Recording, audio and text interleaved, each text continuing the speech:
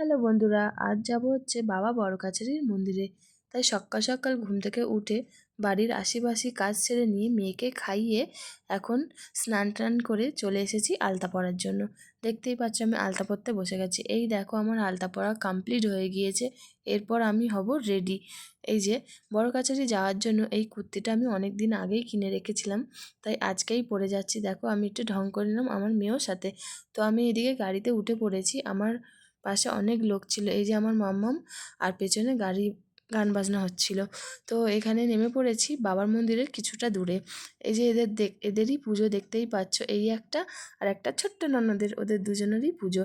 ওই উপলক্ষে বাবা বড়কাছারির মন্দিরে আসা। তো এখনও আমাদের অনেকটা হেঁটে যেতে হবে, যেহেতু গাড়ি আমাদের দাঁড়িয়েছে অনেকটা দূরেই।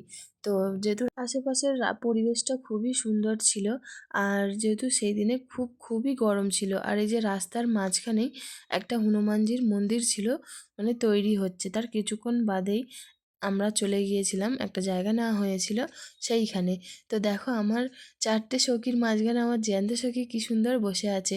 আর এই যে আমার মেয়েকে দেখে একটা দিদা বলল, তোর বাচ্চাটাকে একটু সাজিয়ে দিই। আমি তো না করলাম না, আমি তো বললাম হ্যাঁ দাও।